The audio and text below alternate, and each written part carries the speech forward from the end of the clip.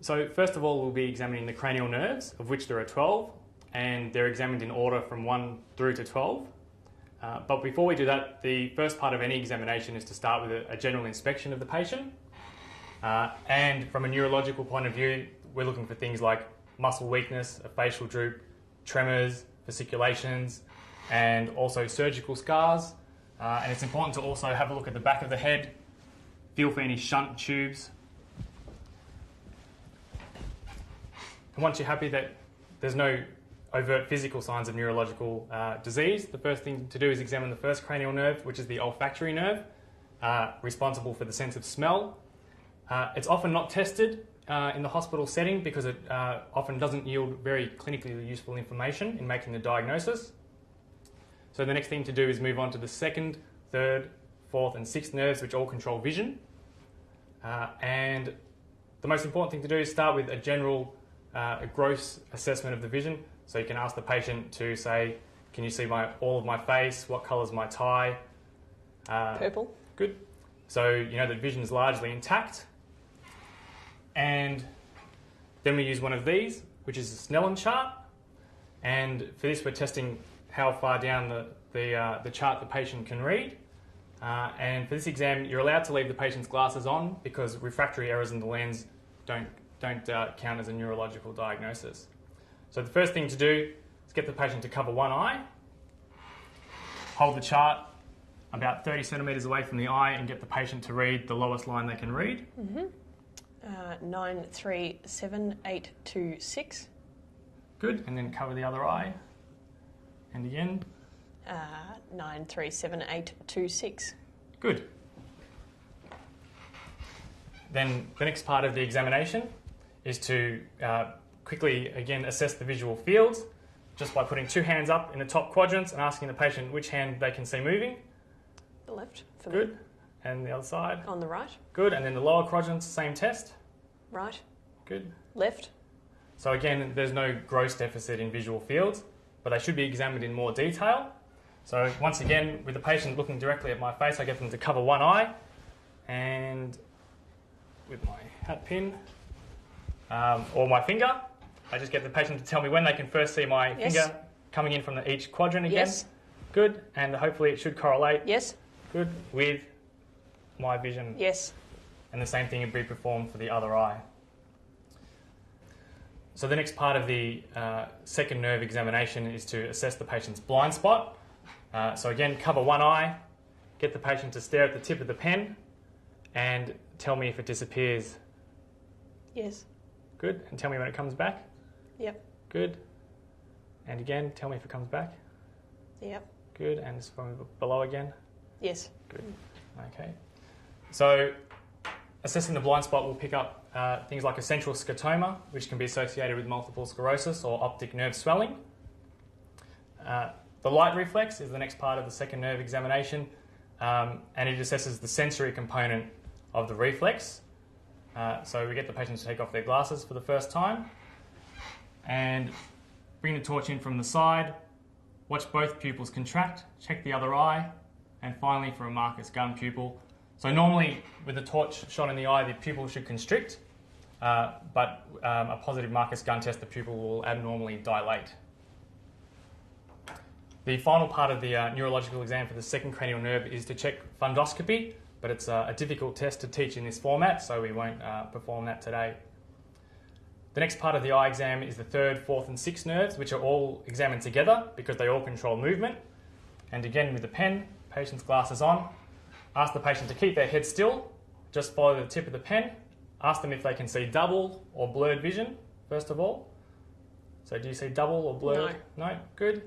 And then get the patient's eyes to move to the extreme vision looking for nystagmus. Good, and the other side. And again, they shouldn't see double or blurred vision. No. Right, good. And the final test is to test the accommodation reflex, which is done by asking the patient to look at a spot far away, and then on my command to focus on a point about 30 centimetres from the eye, so look at my fingers, and the eye should converge and pupils constrict for a normal response. And that completes the examination of the eyes. So the next test is to test the trigeminal nerve, which is the fifth nerve, which controls the sensory component to the face, as well as the motor component for the muscles of mastication. And it's also the sensory pathway for the jaw jerk reflex and corneal eye reflex. So again, we test with test sensation to sharp pinprick and also to light touch with some cotton wool. And we test the three divisions of the trigeminal nerve, both sides. We just start with sensation first to the first division. So you should be able to, so it's important not to stroke the skin, but just light touch in all three divisions. Should feel the same in each division. Yes. And then again with pinprick, should feel sharp, and it should feel the same on both sides. Yep. Good. Each division. The corneal reflex can be done by asking the patient to look off to the side and just very gently bringing the cotton wool in and just touching the cornea, and both eyes should blink for a normal response. The jaw jerk is done by asking the patient to just slightly open their mouth. Good. Finger on the jaw and a little tap. And there should be virtually a normal response is to have no jaw jerk present. And the final part of the trigeminal nerve examination is to examine the muscles of mastication. So a quick look for muscle wasting of the masseter or temporalis muscle, and then ask the patient to clench their jaw, and you should be able to feel the symmetrical muscle bulk on both sides.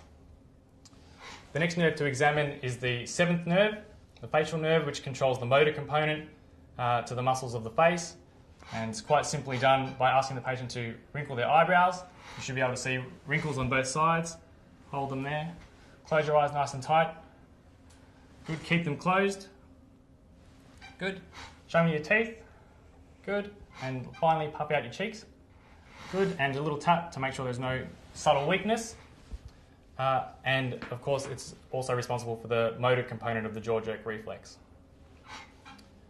The next cranial nerve is the eighth cranial nerve, which largely controls hearing.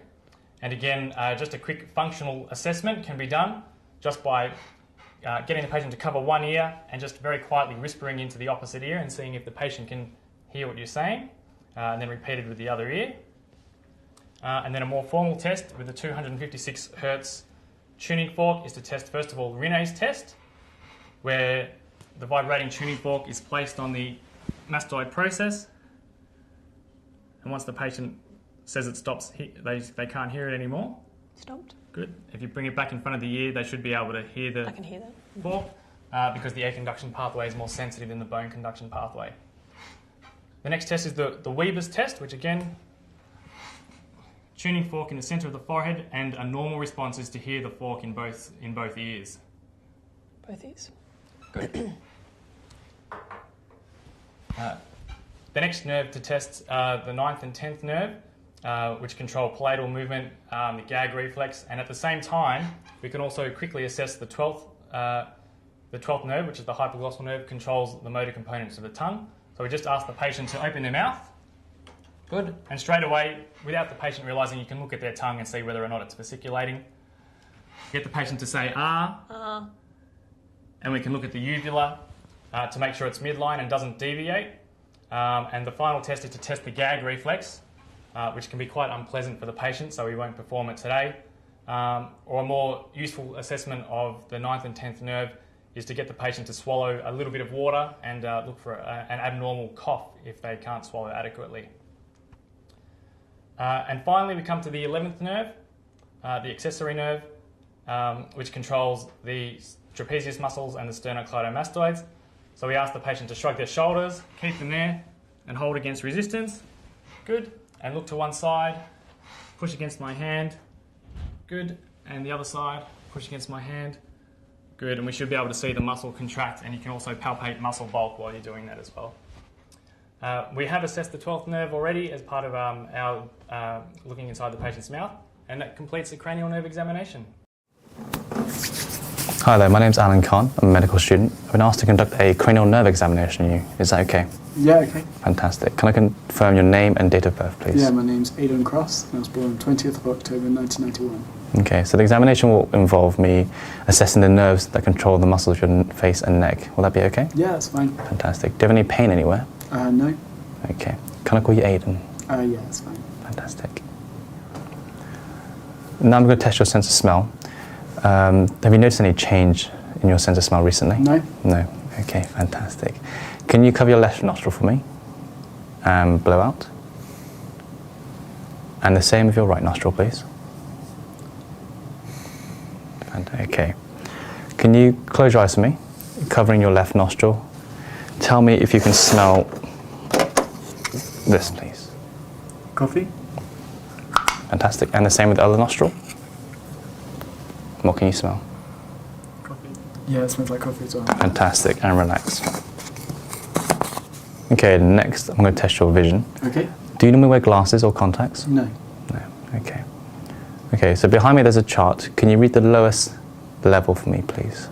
Okay. U, A, Z, N, F, D, T. Fantastic. And relax. Next, I'm going to shine a light into your eye. Okay. Can you look directly at my nose? I'm come a bit closer. And look directly at me, okay?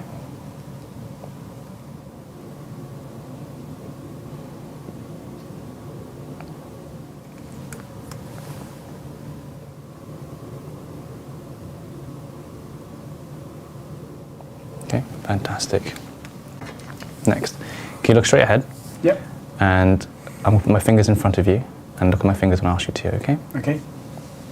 Look at my fingers and relax. Look forward again. Great. Next, we're going to assess your visual field. If you can cover one eye for me, and with that, I'll be moving my finger around whilst you focus your gaze at me. Okay. Just let me know when you can see my finger. Okay. Okay? Fantastic. Let me know when you can see my finger. Yeah, I can see it. Fantastic.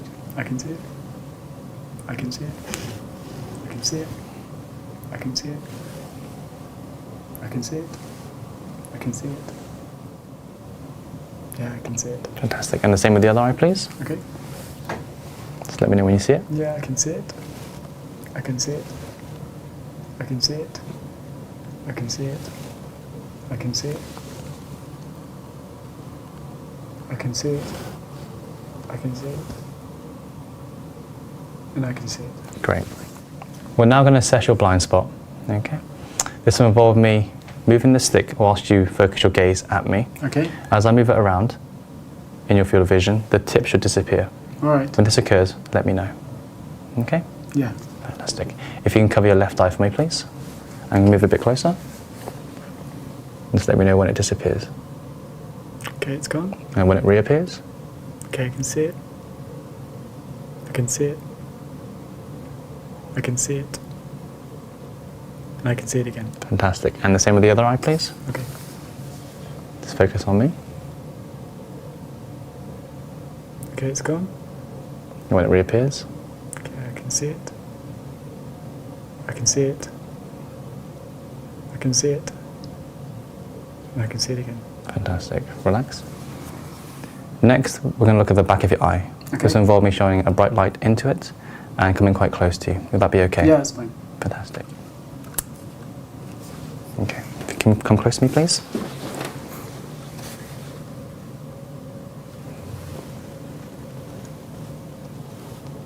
Okay, look up for me, please.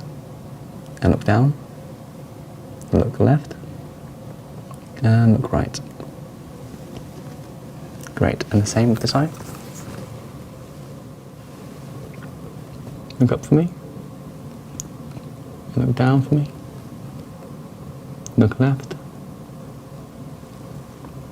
And look right. And straight ahead. We're now going to assess your blind spot. Okay. This will involve me moving the stick whilst you focus your gaze at me. Okay. As I move it around in your field of vision, the tip should disappear. All right. When this occurs, let me know. Okay?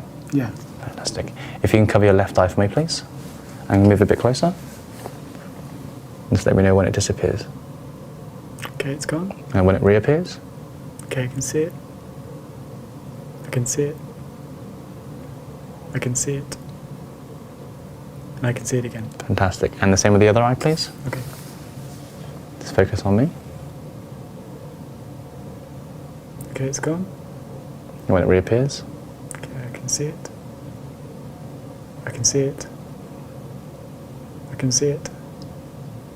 And I can see it again. fantastic. Relax. We're now going to assess the movements of your eye. This will involve you looking at my finger as I move it. If you can keep your head straight and let me know when you see double vision. That's fine. Okay. Any double vision? No. Any double vision? No. Any double vision? No. Any double vision? No. Any double vision? No. Any double vision? No. Any double vision? No. And any double vision there. No. Fantastic. I'm now going to have a look at the muscles of your face and the nerves. Is that okay? Yeah, it's fine. This will involve me just touching parts of your face with this. Okay. Okay. It should feel like this. Yep. Feel that? Okay. First, can you close your eyes for me, please, and let me know when you can feel it. Yep. Yep. Yeah, I can feel that. Yeah. Yeah. Yep. Fantastic. And relax. I'm going to now apply this to your eye. Okay. It may cause you to blink. If you look to your left for me, please. Open wide, nice and wide. And look right for me, please.